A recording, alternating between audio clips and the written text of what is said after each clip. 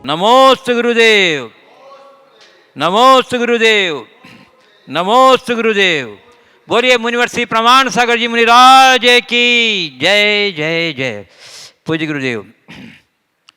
श्रीमती आशिका विकास जैन, मिर्ज़ापुर उत्तर प्रदेश से बोल रहे, संरक्षक गुणायतन, ये बोल रहे हैं गुरुवर, आज आप लेक्शा के बारे में बता रहे थे, सुनते सुनते आंखें भर आई, मन फबक फबक के रोने लगा। समझ में नहीं आया ऐसा क्यों हुआ गुरुवर। गुरुदेव, हम उतरते चढ़ते भावों को कैसे समझे, हम तो बहिरंग उतार चढ़ाव को ही नहीं समझ पाते। क्या चीज़ों के साथ जो प्रगाढ़ता से मन जुड़ा हुआ है वही इन भावों की उतार चढ़ाव के कारण है? हम उतरते चढ़ते भावों को कैसे समझें जबकि हम अपनी बाहरी प्रवृत्तियों के उतार चढ़ाव को भी नहीं समझ पाते। चीज़ों के साथ क्या बोला? चीज़ों के साथ जो प्रगाढ़ता से मन जुड़ा हुआ है वही भावों की उतार चढ़ाव में कारण है क्या? बहुत अच्छा सवाल है आपने पूछा। भावों के उतार चढ़ाव का मूल कारण क्या है? सबसे पहली बात तो मैं ये समझता हूँ कि प्रवचन सुनने के उपरांत जो आपकी प्रतिक्रिया है ये भी एक उतार चढ़ाव का ही अंश है और मेरी राय में एक प्रकार की विशुद्धि का प्रतिफलन है। हम जब कोई भी बात श्रद्धा से भर करके सुनते हैं तो उससे हमारे हृदय में विशुद्धि की लहर प्रकट होती है और उस विशुद्धि की लहर में हमारी कलुषता बह जाती है। जहाँ तक हमारे भावों के उतार चढ़ाव का सवाल है, ये भावों का उतार चढ़ाव दो वजह से होता है। एक सहज संस्कार के निमित्त से और दूसरा बहिरंग निमित्तों के प्रभाव से। सहज संस्कार जो जन्मांतरों के हमारे साथ जुड़े रहते हैं, उन संस्कारों के कारण हमारे भावों में उतार चढ़ाव होते रहते, स्वाभाविक रूप से होते हैं। जैसे कर्मजन्य संस्कार होते हैं वो चलते रहते हैं। और दूसरा है निमित्त पाकर, जैसा निमित्त आ जाए उसके अनुरूप हमारे भावों में उतार चढ़ाव होता है। हम इनके ऊपर नियंत्रण कर सकते हैं। सहज संस्कार से होने वाले उतार चढ़ाव में ठहराव लाने का अगर हम अभ्यास करें तो उसमें सफलता होगी। भावना योग इसका बड़ा कारगर उपाय है। और जहाँ तक निमित्त विशेषों से आने वाले उतार चढ़ावों में संयत रहने का सवाल है, पहला प्रयास अपने आप को निमित्तों से बचाने का होना चाहिए और दूसरा भावना योग के बल पर हम विशेष संकल्प अपने मन में जगाएं तो उससे भी हम बच सकते हैं। तो हमें चाहिए कि हम अपने भावों के प्रहरी बने। और एक तीसरा बहुत अच्छा उपाय है कि हम दिन भर की क्रियाओं के विषय में शाम को या सोने से पूर्व एक बारगी विचार करें, उन्हें याद करें और उनका प्रतिक्रमण करें। अपने द्वारा किए गए दुष्कृत्यों को, चाहे वो विचारों से हो, मन से हो, वचनों से हो, शरीर से हो, उनको याद करते हुए उनके प्रति ग्लानि, घृणा या पश्चाताप का भाव हो, उनकी निंदा करें और मन ही मन उनकी पुनरावृत्ति न करने का संकल्प लें और संबद्ध व्यक्तियों से क्षमा मांगे तो हमारे भावों में होने वाला जो ह्रास है वो कम हो सकता है। अपनी निंदा गरहा से हम अपने गिरे हुए भावों को पल में चढ़ा सकते हैं। इसमें ज्ञान की बहुत बड़ी भूमिका होती है। जैसे हमें आभास हो कि मैं थोड़ा भी नीचे उतरा, तत्क्षण अपने आप को हमें झकझोरना चाहिए और अपने मन से कहना चाहिए ये मैं क्या कर रहा हूँ, ये तो मेरे लक्ष्य के विरुद्ध है, ये मेरे ध्येय को बाधित करेगा, ये मेरे उद्देश्य के विपरीत है, ये मेरे जीवन के लिए हितकारी है, ये मुझे नहीं करना है। और अपनी निंदा गरहा करके हम ऐसा संकल्प दोहराएंगे तो हमारे भावों में स्थिरता आ सकती है और दोबारा इस तरह की पुनरावृत्ति नहीं हो। पूज्य गुरुदेव, जबलपुर मध्य प्रदेश से सुश्री कृति अरविंद कुमार जैन राजा पूछ रही हैं, गुरुदेव ईंट का जवाब पत्थर से नहीं प्रेम से देना चाहिए ताकि सामने वाला स्वयं लज्जित हो और वह आपके प्रति कृतज्ञ हो जाए, क्योंकि उन्होंने आपको प्रेम प्रदर्शन का मौका दिया। गुरुदेव, कहना तो सहज है मगर हम ऐसा कर नहीं पाते हैं। महाराज जी राह बताएं और हमें भी कृतज्ञ करें। नहीं कर पाते तो भोगिए, मज़ा तो तभी है। एक बार मुझसे किसी ने ऐसा ही सवाल किया कि महाराज ईंट का जवाब पत्थर से देना चाहिए। मैंने कहा हाँ बिल्कुल देना चाहिए, जैसे को तैसा ही होना चाहिए। इस अप्रत्याशित उत्तर को सुनकर उसे बड़ा आश्चर्य हुआ। उसने पुनः पूछा, महाराज ईंट का जवाब पत्थर से देना चाहिए? बोले हाँ ईंट का जवाब पत्थर से देना चाहिए। बोले जैसे को तैसा देना चाहिए? बोले हाँ जैसे को तैसा देना चाहिए। तो महाराज कोई हम पर क्रोध करे तो हमने कहा वो तुम पर जितना क्रोध करे तुम उस पर उतना प्रेम बरसाओ। महाराज ये कहाँ ईंट का जवाब पत्थर से है? तो मैंने कहा भैया ये बताओ, कहीं आग लगती है तो आग लगने पर उसे बुझाने के लिए तुम पानी डालोगे या पेट्रोल? महाराज पानी डालेंगे। आग लगने पर उसे बुझाने के लिए पानी डालेंगे? हम बोले अच्छा, जैसी आग होगी तुम्हारा प्रयास भी वैसा। बोले हाँ महाराज। हमने कहा मामूली चिंगारी हो फूंक मार के बुझा देंगे, थोड़ी सी आग है लोटा भर पानी डालेंगे, और ज़्यादा है 2-4 बाल्टी डालेंगे, और एकदम लपटे होने लगे दमकल बुला लेंगे। तो जितनी प्रचंड आग उसके लिए पानी का भी उतना ही प्रबल पुरुषार्थ। तो मैंने कहा बस ईंट का जवाब पत्थर से देने का सही अर्थ लेते हो तो यही लो, सामने वाला आग बने तो तुम पानी बनना सीख जाओ, तभी पूछेगा। उसके क्रोध में सहनशीलता का या सद्भावना का पानी डालो, वो क्रोध बुझ जाएगी। प्रतिक्रिया का पेट्रोल डालोगे, ज्वाला बन जाए, भभक जाए। तो आपने पूछा है कि इस स्थिति में हम लाए कैसे?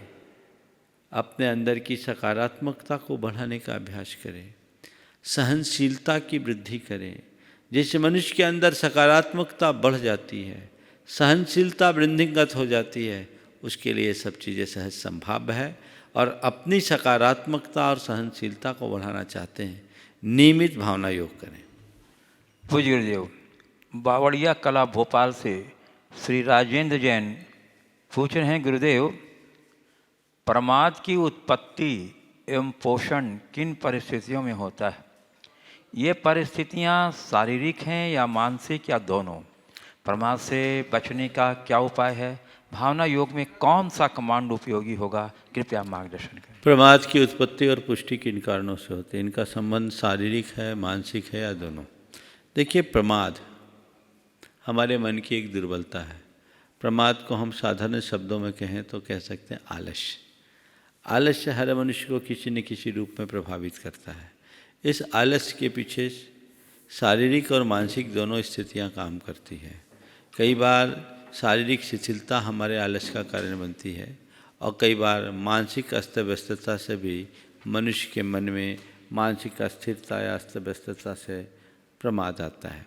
प्रमाद की वृद्धि में भोजन पानी की अनुकूलता न होना, अति भोजन कर लेना, अल्प भोजन करना, शारीरिक रूप से दुर्बल हो जाना, अत्यधिक श्रम हो जाना, ये भी एक प्रमाद का कारण होता है। और मन का अनुत्साह, ये भी एक प्रमाद है। तो आपने पूछा है इन दोनों पर नियंत्रण लाने के लिए क्या करें?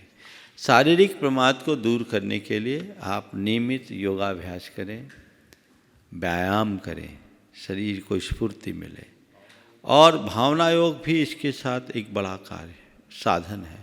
शारीरिक और मानसिक दोनों प्रकार के प्रमाद को दूर करने के लिए भावना योग बहुत कारगर उपाय बन सकता है।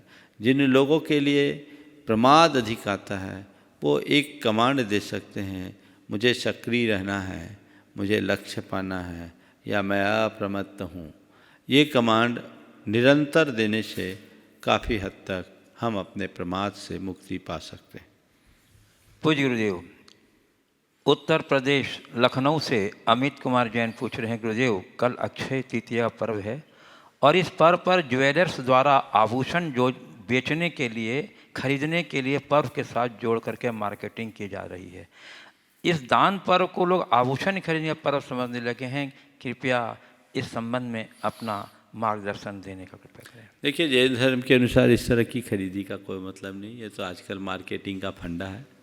पर मेरे ख्याल से इस लॉकडाउन में तो इस बार तो कुछ होगा नहीं, हो सकता ऑनलाइन की व्यवस्था कर दी हो।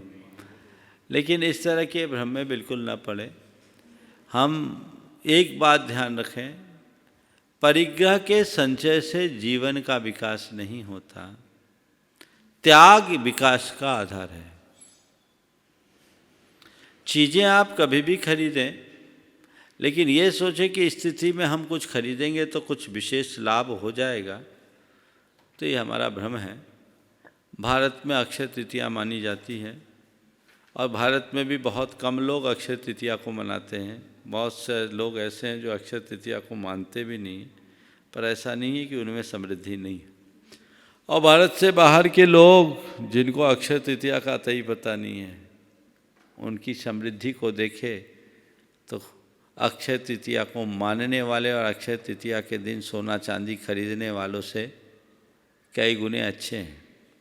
दूसरा, इस बात की समीक्षा लोगों को करना चाहिए अंधविश्वासी बनने की जगह। प्रति वर्ष अक्षय तृतीया में तुम चीज़ें खरीद रहे हो, क्या उस तिथि में खरीदने का कोई लाभ विशेष मिला? 10 साल का विश्लेषण करके देखो। ये तो एक प्रकार का मार्केटिंग का फंडा है, प्रोपोगंडा कर देते हैं, इस तरह का प्रचार प्रसार कर देते हैं और लोगों को लगता है चलो भाई अक्षय तृतीया लेना भी हो जाएगा, ले ले। शायद सोना ज़्यादा खरीदता है अक्षय तृतीया के दिन। तो ये एक ज़रूरत के अनुसार खरीदना तो ठीक समझ में आता है, लेकिन इस तरह के अवसरों को महिमा मंडित करके लोभ से जोड़ करके करना मेरे समझ से परे है। यथार्थ अक्षय तृतीया का अर्थ है दान से संबद्ध होना है। और मैं मानता हूँ जो घड़ी हम दान करते हैं हमारे लिए वो तिथि अक्षय हो जाती है। दान दुर्गति का नाशक है, तो कल की तिथि को सच्चे अर्थों में अक्षय बनाना चाहते हो तो भगवान ऋषभदेव के उस आहार दान के काल को याद करते हुए हम अक्षय तृतीया को मनाएं और दान देने की भावना भाएं। कल सभी को दान करना चाहिए। अभी तो रोज़ मानवता की सेवा के लिए लोग दान कर रहे हैं, आप उसके लिए भी दान करें। और जैसा मैंने 2-3 दिन पहले कहा था, अभी गौशालाओं को आपके योगदान की बड़ी आवश्यकता है। सभी प्रभावित हो रहे हैं, तो हमें उनका भी ध्यान देना है। देवोदय महासंघ के पदाधिकारियों का संदेश मेरे पास आया कि अभी भूसा खरीद का समय है और लोगों को इस समय अनुदान की ज़रूरत है। यहाँ कई जगह लोग इधर उधर से पैसे उधार लेकर के कर रहे हैं। शासकीय सहयोग भी जो हर वर्ष मिलता है इस वर्ष अभी नहीं मिल पाया, इसलिए बड़ी संकटकालीन अवस्था है। ऐसे मौके में लोगों को जी भर करके दान देना चाहिए। जो जहाँ जैसा आवश्यक और अपेक्षित है वहाँ देखना चाहिए। कोई व्यक्ति भूखा न रह जाए, हमें इसका भी ध्यान देना चाहिए। तो इस संकट की घड़ी में लोगों को दान देना भी भारी लगता है, लेकिन मैं मानता हूँ कि ऐसी घड़ी में दान दे करके ही अपनी संपत्ति को कृतार्थ करना चाहिए। मैं देख रहा हूँ भारत और भारत से बाहर ऐसे अनेक लोग जो करोड़ों की संपत्ति को छोड़ करके चले गए। कुछ तो ऐसे भी हुए हैं जिनका पूरा परिवार चला गया। संपदा किस काम की? वही संपदा अर्थपूर्ण है जो स्व और पर के हित में काम आए। अभी नहीं, बात बोलिए। पूज्य गुरुदेव,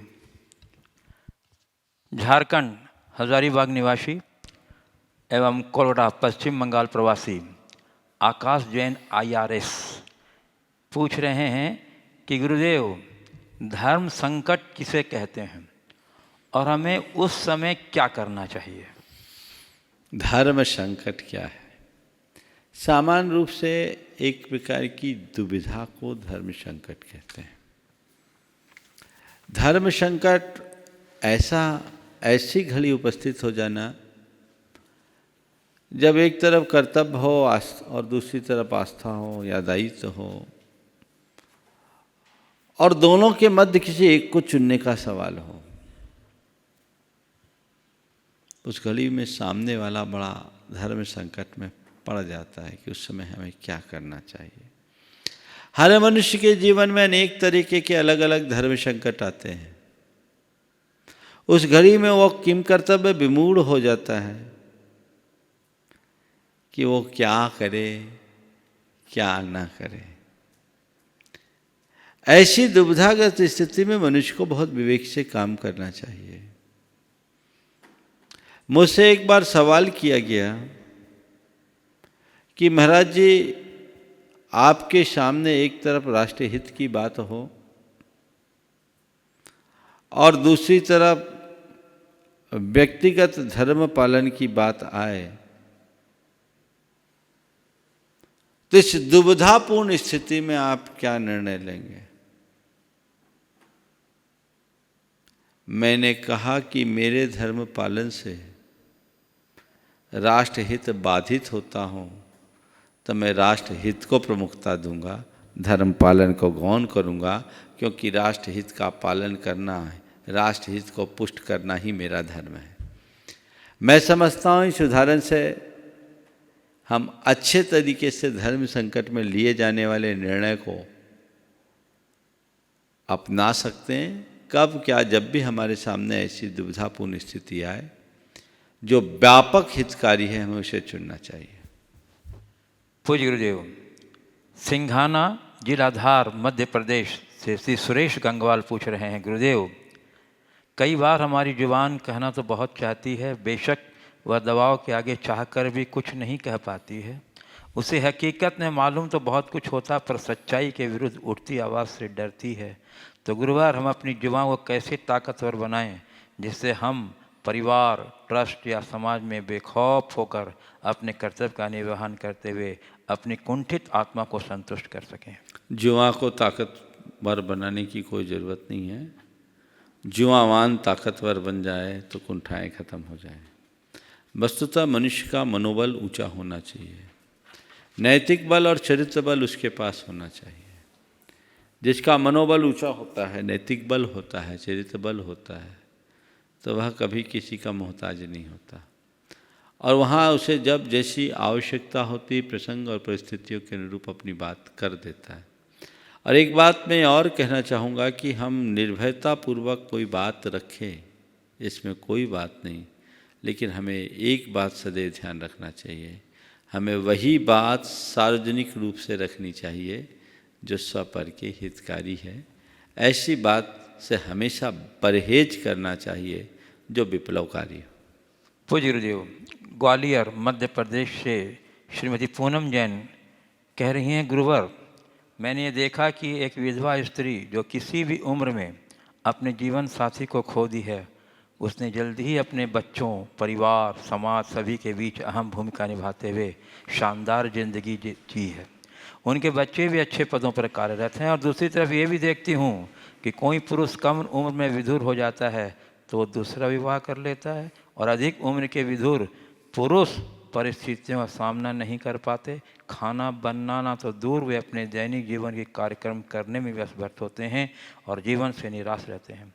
गुरुदेव, लड़कियों को तो बचपन से ही हर परिस्थिति में रहना, हर कार्यक्रम करना सिखाया जाता है। क्या बालकों को ये सारी शिक्षा नहीं दी जानी चाहिए जिससे वे विषम परिस्थिति में शांतिपूर्वक अपना जीवन निर्वाह करते हुए अपना और परिवार भी चला सकें? बहुत अच्छी बात कही। कई मामलों में पुरुष महिलाओं के आगे बहुत कमज़ोर पड़ जाता है और पुरुषों को ये पाठ पढ़ना चाहिए और उनकी शिक्षा, उनके संस्कार ऐसे होने चाहिए कि वो हर परिस्थिति के अनुरूप अपने आप को ढाल सके। इसके लिए उन्हें मानसिक रूप से तैयार करना चाहिए और ये प्रशिक्षण हमें देना भी चाहिए, लेना भी चाहिए। पूज्य गुरुदेव, भोपाल मध्य प्रदेश से सुधीर गोयल पूछ रहे हैं, पैर की मोच और दिमाग की छोटी सोच इंसान को आगे नहीं बढ़ने देती है। हम किस तरह से कदम रखें जिससे पैर में मोच ना आए और किस तरह की सोच रखें जिससे हमारी सोच हमारे आगे बढ़ने का मार्ग बन जाए? पैर की मोच और दिमाग की सोच दोनों हमारे जीवन में महत्वपूर्ण हिस्सा रखती है। आपने पूछा है किस तरह कदम रखे कि पैर में मोच ना आए, और सोच कैसे रखे जो हमें हमेशा आगे बढ़ने की प्रेरणा दे। देखिए, पैर की मोच तो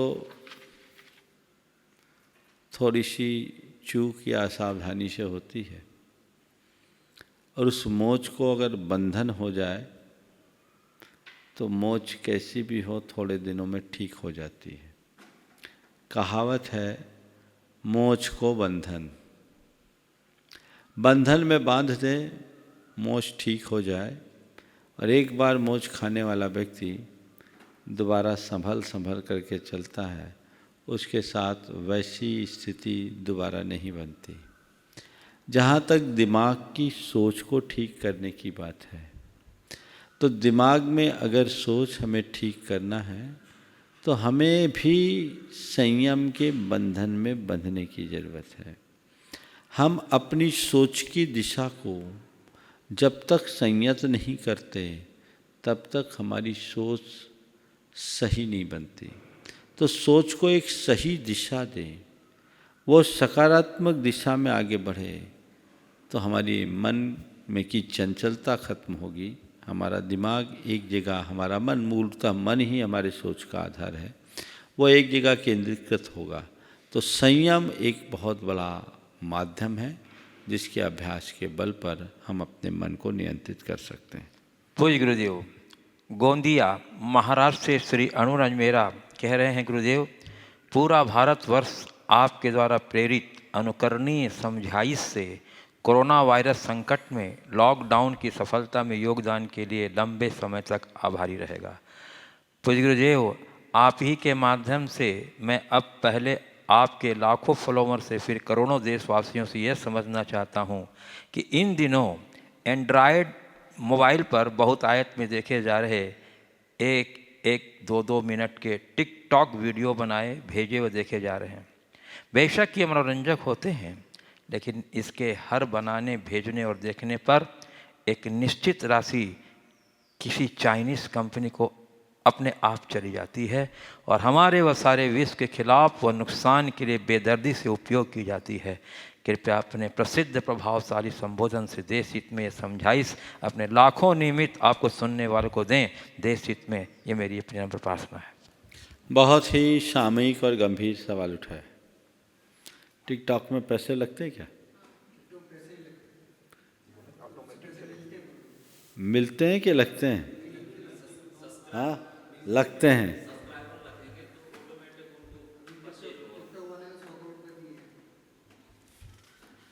अब मुझे पता नहीं, क्योंकि मैं टेक्नोलॉजी से अपडेट नहीं हूँ। क्यों भाई, टिकटॉक में पैसा लगता है कि मिलता है? हाँ, मिलता है। टिकटॉक लोग ऑपरेट करते हैं, उनको पैसा लगता नहीं। चलिए देखिए, प्रश्नकार ने प्रश्न रखा है, मैं इस विषय में पहले पूरी जानकारी लूँ तब कहूँगा, लेकिन इतनी बात आप सबसे ज़रूर कहता हूँ, हमें ऐसा कोई भी कार्य नहीं करना चाहिए जिससे हमारे देश का पैसा उन हाथों में जाए जो आज पूरी मानवता के लिए संकट बने हुए हैं। आज पूरा विश्व जिस त्रासदी के दौर से गुजर रहा है, एक चेतना जगनी चाहिए वैश्विक पटल पर कि इसके कर्ता धर्ताओं को सबक मिले। ये राष्ट्रभक्ति का एक उदाहरण है। मैंने अनेक बार कहा है कि हम स्वदेशी को बढ़ावा दें। स्वरोजगार को बढ़ावा देना अब बहुत बड़ी ज़रूरत बन जाएगी, और ऐसे कृत्यों से बचे जिनसे उन्हें प्रत्यक्ष या अप्रत्यक्ष रूप से लाभ मिलता हो। टिकटॉक की तो जो भी वास्तविक जानकारी है, वो मुझे जो भी सुन रहे हो उसकी मुझे तथ्यात्मक जानकारी दे दें, तभी मैं कोई बात बोल सकता हूँ। मैंने टिकटॉक का नाम ही अभी 2-4 दिन पहले सुना है, मुझे पता नहीं। लेकिन जो भी हो, ये या इस जैसी कोई भी प्रक्रियाएं हों, हमें एक बात ध्यान रखना चाहिए कि हमारे किसी भी क्रिया से हमारे देश को नुकसान पहुंचाने वाली शक्तियों को लाभ नहीं मिलना चाहिए। इतनी समझ अगर आपके मन में हो तो बहुत कुछ हो जाएगा। एक संकल्प लेने की जरूरत है कि हम अभावग्रस्त रह लेंगे, हम कमतर चीजों का प्रयोग कर लेंगे, हम कुछ महंगा खरीद लेंगे, लेकिन हम उन देशों के मोहताज नहीं होंगे जो आज मानवता के लिए संकट खड़ा करने वाले हैं। ये भाव बच्चे बच्चे के हृदय में जगना चाहिए, तभी आप देश के गौरव को बढ़ा सकेंगे और भारतीयता की रक्षा कर सकेंगे। पूज्य गुरुदेव, मंडला मध्य प्रदेश से श्रीमती हेमलता जैन कह रही हैं, गुरुवार ब्रह्मचार्य भैया अभय भैया जी और परिवार और मंडला समाज की ओर से त्रिकाल नमस्तु। हे गुरुवार, अभी लॉकडाउन के समय हम लोग मोबाइल से ऑनलाइन 1-1.5 घंटा की और भी ग्रुप में घर घर जैन पाठशाला स्वाध्याय प्रश्न उत्तर के माध्यम से और जैन पहले के माध्यम से जैसे 100 या 200 लोग ग्रुप स्वाध्याय प्रश्न उत्तर के माध्यम से कर रहे हैं। तो ये गुरुवार क्या स्वाध्याय कहलाएगा या मनोरंजन?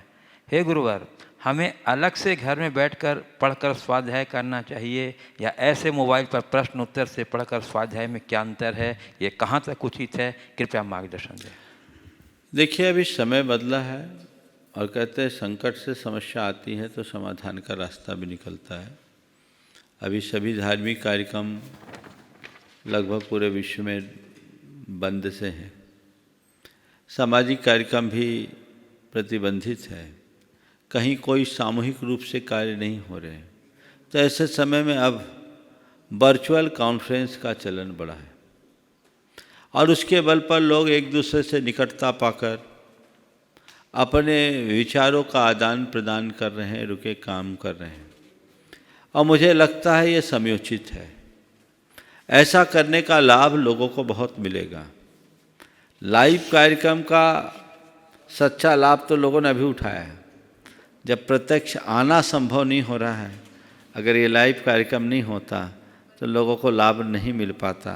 आज पूरे दुनिया के लोग इससे लाभान्वित हो रहे हैं। मैं तो कहता हूँ एक बार ऐसे लोगों को, चैनल वालों को धन्यवाद जरूर करना चाहिए कि पारस चैनल, जिनवानी चैनल, प्रमाणिक ऐप आज आपको संभाले हुए है। इसी तरह जो वर्चुअल कॉन्फ्रेंसेस है उनके माध्यम से या अन्य टेक्नोलॉजी का प्रयोग करके, विभिन्न प्रकार के एप्लीकेशंस का उपयोग करके आप लोग अगर इस तरह का कार्य करते हैं तो मेरी नज़र में वो गलत नहीं है, बशर्ते विधि पूर्वक करें। ग्रुप में लोग जुड़ते हैं, अनेक लोग जुड़ते हैं, मुझे मालूम पड़ा 200-200 लोग तक जुड़ सकते हैं। एक कार्यक्रम प्रमाणिक समूह द्वारा भी संचालित किया जा रहा है। विद्यासागर.गुरु की तरफ से सौरभ जैन भी कर रहे हैं। देश विदेश में बच्चों के लिए पाठशाला का बहुत सफल कार्यक्रम चल रहा है और बड़ों के लिए भी चल रहा है। तो इसमें 1-2 सावधानियां रखी जाए। ग्रुप में एक बार सब लोगों को कनेक्ट करें। कनेक्ट करने के बाद विधिवत मंगलाचरण करें, कायोत्सर्ग करें और संकल्पित हो जाए कि जितनी देर हमारा स्वाध्याय चलेगा हम यहाँ से उठेंगे नहीं। और जब स्वाध्याय संपन्न हो उस समय कुछ खाना पीना नहीं हो, ठीक वैसी शुद्धि रखे जैसे स्वाध्याय की घड़ी में रखते हैं। स्वाध्याय संपन्न हो जाए उसके बाद विधिवत जिनवानी स्तुति करें, फिर आप अपना और काम करें, तब तो इसका लाभ है। और केवल ऐसे ही चलते चलते चलते चलते और इस तरह की प्रतियोगिताएं मेरी राय में वो बहुत अच्छी नहीं। वास्तविक स्वाध्याय होना चाहिए, टेक्नोलॉजी का उपयोग करके होना चाहिए। जो हम किसी से प्रत्यक्ष स्वाध्याय का लाभ लेते हैं, दूर बैठ करके भी लाभ ले लें। और ये अब बहुत ज़रूरी है, नहीं तो सब छूट जाएगा। मंदिर तो छूट ही गया, स्वाध्याय भी छूट जाएगा तो आने वाले दिनों में लोगों का धर्म ध्यान करने की रुचि खत्म हो जाएगी। ये बहुत गंभीर हो जाएगा। अब जिस तरह की स्थितियां दिख रही है उसे देखकर लगता है कि अभी ये कई महीनों चलेगा।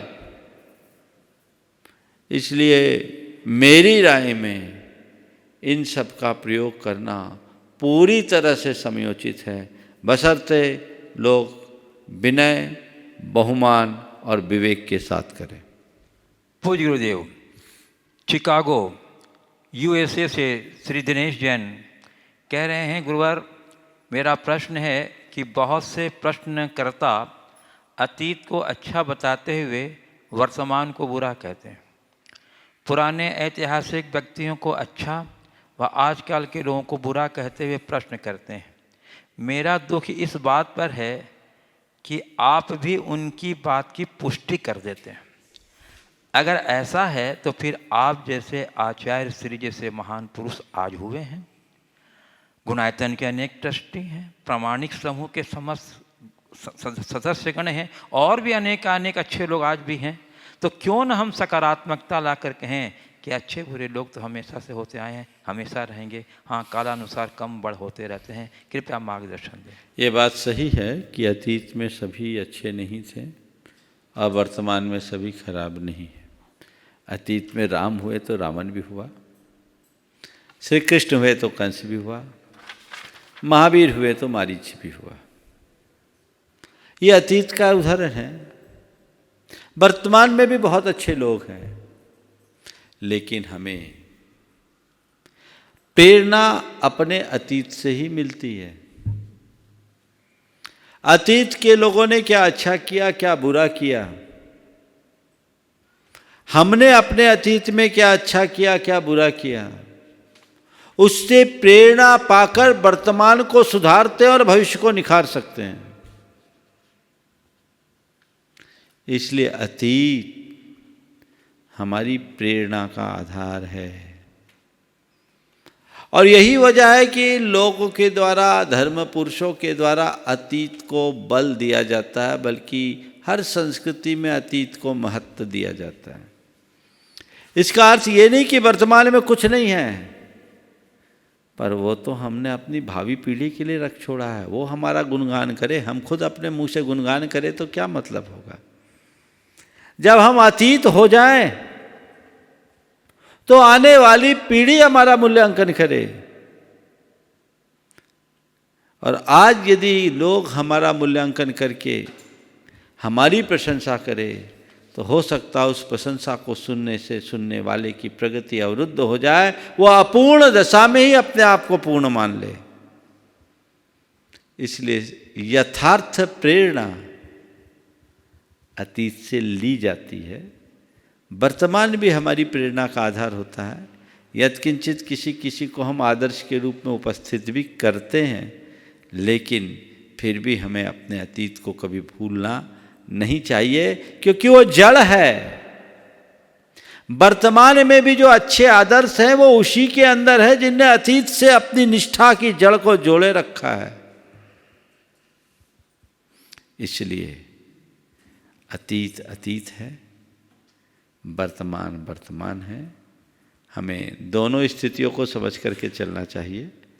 मैं पुनः दोहराता हूँ, अतीत में सब अच्छा था, ये बात पूरी तरह सही नहीं, और वर्तमान में अच्छाई नहीं है, यह कहना भी सही नहीं है।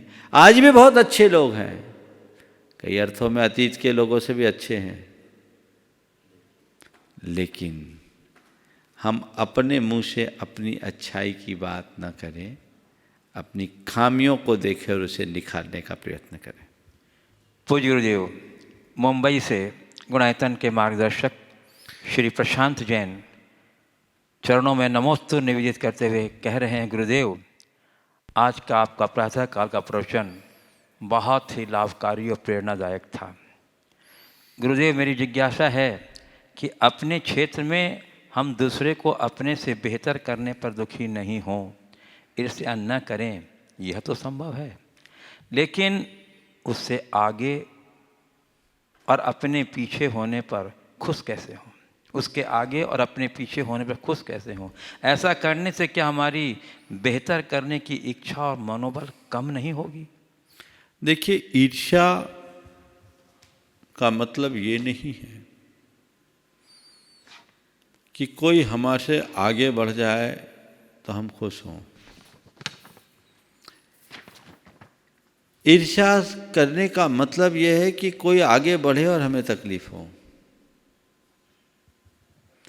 किसी के आगे बढ़ने में हमें अगर दुख हो रहा है, हम किसी की प्रगति को नहीं देख पा रहे हैं, किसी की प्रशंसा को नहीं सह पा रहे हैं, तो इसका तात्पर्य है कि हमारे अंदर ईर्ष्या के भाव प्रकट हुए हैं। कोई हमसे बेहतर करे और हमें दुख ना हो तो ईर्ष्या नहीं है। हाँ, कोई बेहतर करे तो हम उससे प्रेरणा भी पा सकते हैं और ईर्ष्या भी कर सकते हैं।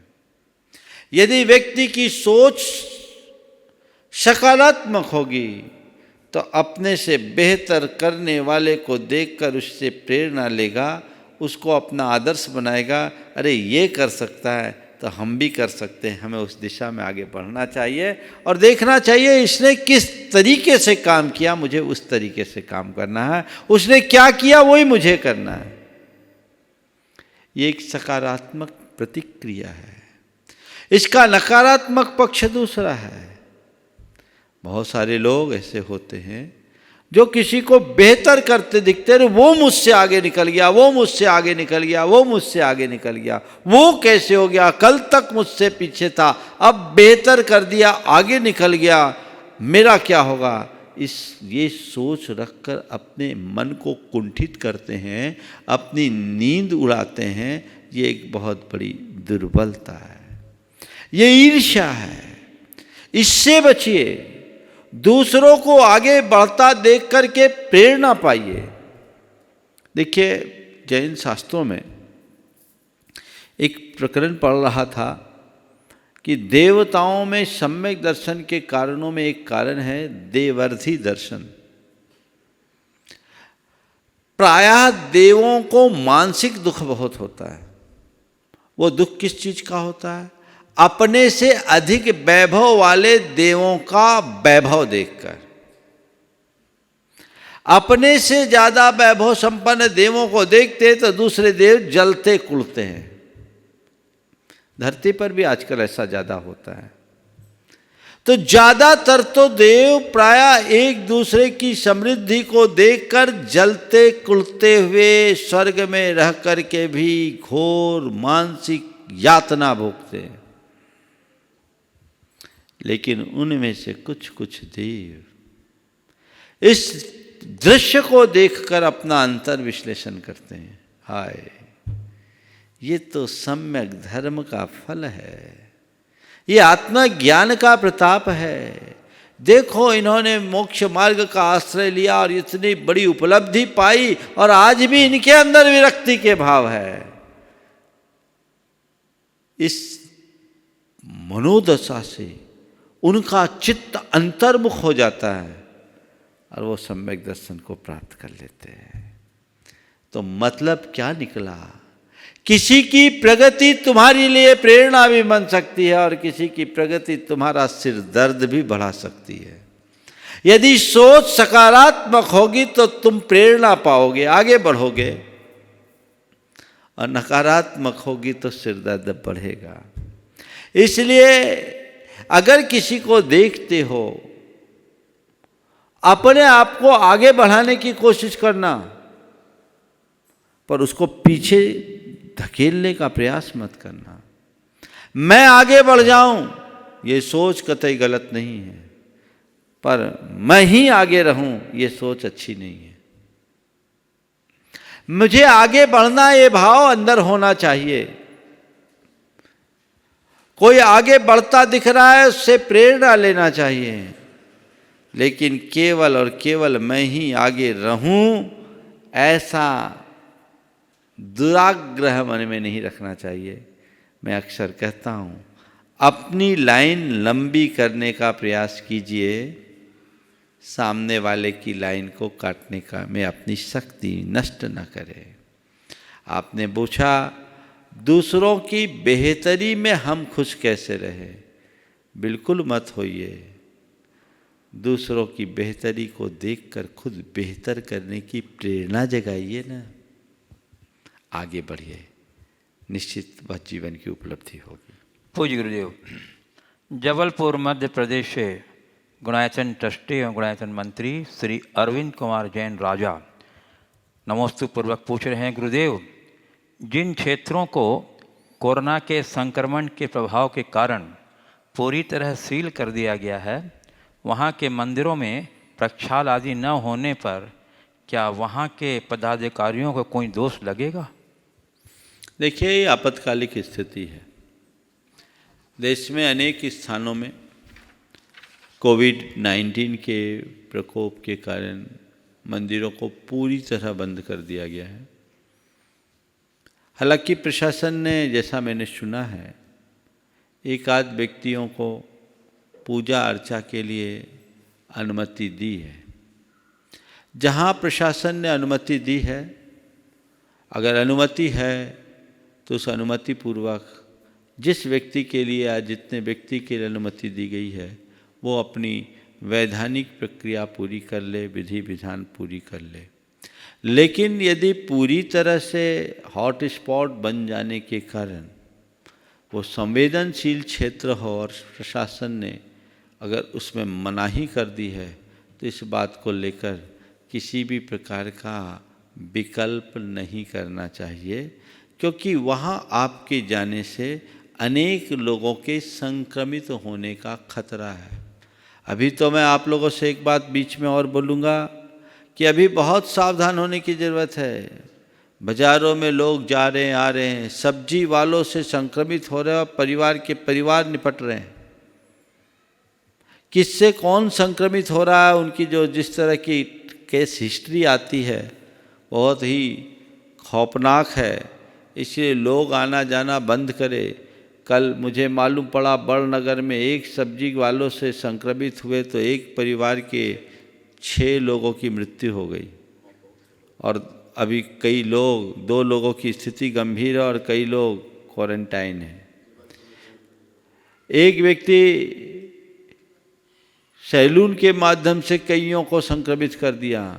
अभी संयम रखिए, ना बाल बनवाइए, ना कुछ कीजिए और सब्जी भाजी खरीदने जाइए। अभी तो ज़्यादातर सब्जी वाले संक्रमित हो रहे हैं। पूर्ण सावधानी से एक दूरी बनाकर, जो 2 गज की शारीरिक दूरी की बात की जा रही है, उसको ध्यान में रखते हुए कार्य कीजिए, अन्यथा इसके परिणाम बहुत विकराल आएंगे। क्योंकि अभी तो शुरुआत हुई है, मानकर चलिए। जैसा कहा जा रहा है कि अभी इसका पीक रूप भारत में नहीं आया है, इसलिए मैं तो सलाह दूंगा संयम रखिए। तो मंदिरों में अगर ऐसी स्थिति है तो उसका भी विकल्प मत कीजिए। जब स्थितियाँ अनुकूल होगी मंदिर खुलेगा।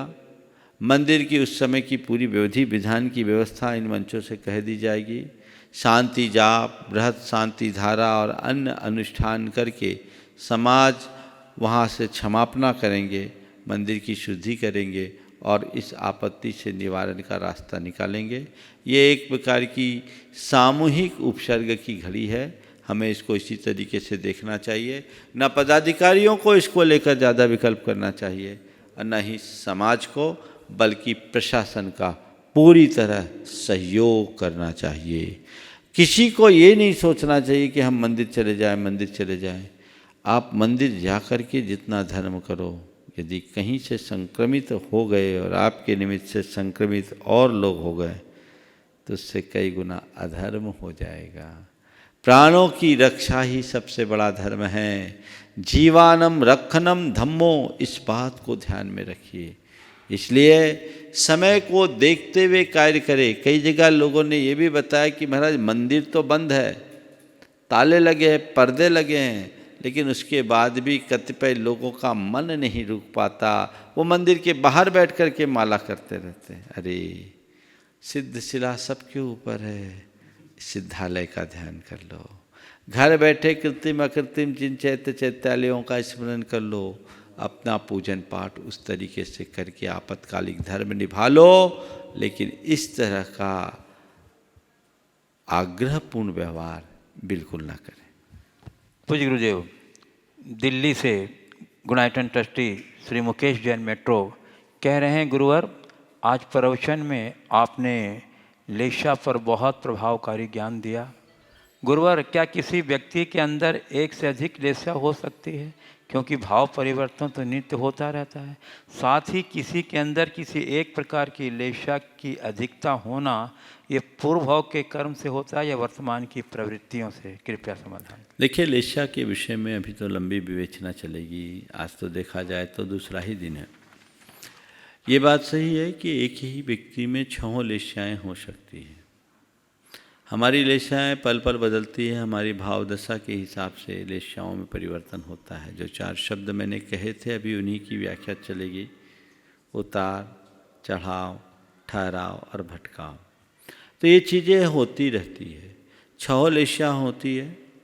हाँ, कुछ लोग होते हैं जो किसी लेशा विशेष से ज़्यादा प्रभावित होते हैं, उनका वैसा व्यक्तित्व, यानी जिस व्यक्ति का जैसा व्यक्तित्व होता है उसके अंदर उस तरह की लेशा की बहुलता होती है, बल्कि भावधारा ही उसके व्यक्तित्व को निर्धारित करती है। आपने पूछा है ये पूर्वजन्म के संस्कारवश होते हैं या पुरुषार्थवश?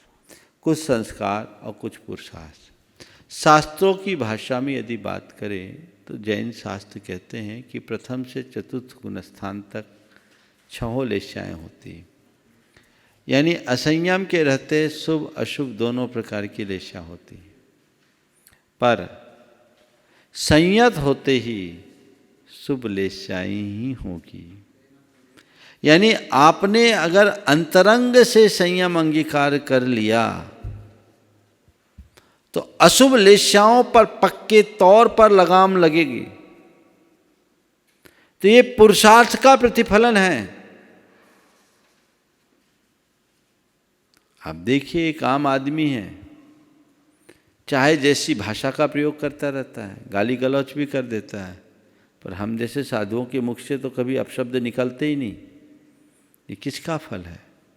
ये साधु जीवन की विशुद्धि का प्रताप है। एक उदाहरण के लिए बोल रहा हूं।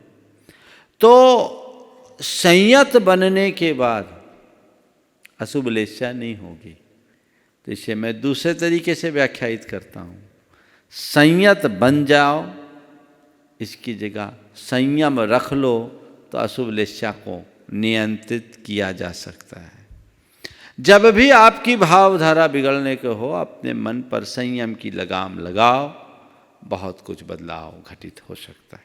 पूज्य गुरुदेव, जयपुर राजस्थान से सुश्री साक्षी सोनी पूछ रही हैं गुरुदेव कि आहार दान देने की अनुमोदना करना, भावना भाना, आहार लेते हुए गुरुजनों को देखना और आहार दान देना, इन सभी के माध्यम से प्रत्येक के द्वारा कौन कौन सा पुण्य का बंध होता है, कौन कौन से फल की प्राप्ति होती है, और आहार दान के माध्यम से कैसे कर्मों की निर्जरा होती है? आहार दान देखना, आहार दान देने की भावना भाना, आहार दान देने वालों की अनुमोदना करना, और क्या पूछा है? अनुमोदना करना, भावना भाना, आहार लेते हुए को देखना और आहार दान देना। देने में, देखने में, भावना भाने में, अनुमोदना भान करने में कौन कौन सा पुण्य मिलता है? देखिए, सबसे अच्छा पुण्य तो प्रत्यक्ष रूप से देने में मिलता है, पर जो चाह करके भी नहीं दे पाते, यदि देखते हैं, भावना भाते और अनुमोदना करते हैं तो कई बार देने वालों से भी ज़्यादा पुण्य प्राप्त कर लेते हैं। इनमें वही लाभ मिलता है कृतकालिक अनुमोदन में जो प्रत्यक्ष करके मिलता है। इसलिए हमें ऐसा हमेशा भाव रखना चाहिए। और कल का दिन तो हमारे लिए दान तीर्थ के प्रवर्तन का दिन है। सभी को अनुमोदना का भाव रखना ही चाहिए। अभी इन लोगों के लिए मैं विशेष कर रहा हूँ जो अभी प्रत्यक्ष रूप से दे नहीं पा रहे हैं या प्रत्यक्ष रूप से देख नहीं पा रहे हैं, वे इससे लाभान्वित हो सकते हैं। पूज्य गुरुदेव, अनीता जैन पांडिचेरी तमिलनाडु से कह रही हैं, गुरुदेव मेरा प्रश्न ये है कि रचनाकार और रचयिता में क्या अंतर है? दूसरा प्रश्न ये है कि इनकी जीवन में क्या उपयोगिता है? क्या ये आज के अस्त व्यस्त जीवन को व्यवस्थित करने में कोई योगदान दे सकते हैं? रचनाकार रचयिता बनने से उपयोगिता नहीं, पर किसी की रचना पढ़ करके हम अपने जीवन में आमूलचूल परिवर्तन कर सकते हैं। चलिए बंधुओं, अभी पूज्य गुरुदेव ने प्रेरणा दी थी कि वर्तमान लॉकडाउन के परिस्थिति को देखते हुए गौशालाओं के समक्ष बड़ा संकट है भूसा का, और इसके लिए देवोदय महासंघ पूरे देशवासियों से आह्वान करता है मदद के लिए। गुरुदेव की प्रेरणा से मुझे बहुत प्रसन्नता है कि लोग बड़ी उदारता से अपनी राशियाँ की स्वीकृति दे रहे हैं। कल भी स्वीकृतियाँ आई थी, आज भी कुछ स्वीकृतियाँ आई हैं। मैं अवश्य उनके नाम की का उल्लेख करूँगा। सुनीता धर्मपत्नी श्री रवि जैन, दीपाली धर्मपत्नी श्री पारस जैन, जगदीश प्रसाद जैन, अरिहंत रिद्धि जैन, इन्होंने अक्षत के जन्मदिन पर 11,000 रुपये की राशि प्रतिवर्ष आजीवन देवोदय महासंघ को देने के लिए दिया है। बहुत बहुत साधुवाद। जी, और बंधुओं दूसरी आई है कि एस के जैन IIT कानपुर गुणायतन ट्रस्टी, इन्होंने देवोदय महासंघ के लिए 51,000 रुपये की राशि की स्वीकृति दी है। बहुत बहुत साधुवाद आपकी उदारता के लिए। और बंधुओं कुबेर साहू क्योलारी मध्य प्रदेश, इन्होंने 25,000 रुपये की राशि की स्वीकृति दी है। और श्री प्रवीण कुमार जैन बड़ोदरा, इन्होंने 11,000 रुपये की राशि दी है। बंधुओं मैं आपको बता दूं कि देवोदय महासंघ का वो अकाउंट नंबर टीवी के पट्टी पर चल रहा है, आप उससे कल से चलेगा, आप उससे वहाँ से अपना अकाउंट नंबर ले करके, और प्रामाणिक ऐप पर भी देवोदय महासंघ का नंबर है। और वैसे मैं आपको जानकारी के लिए, विशेष जानकारी के लिए देवोदय महासंघ का कॉन्टैक्ट नंबर दे रहा हूँ 8319828613। फिर से नोट कर लीजिए 8319828613।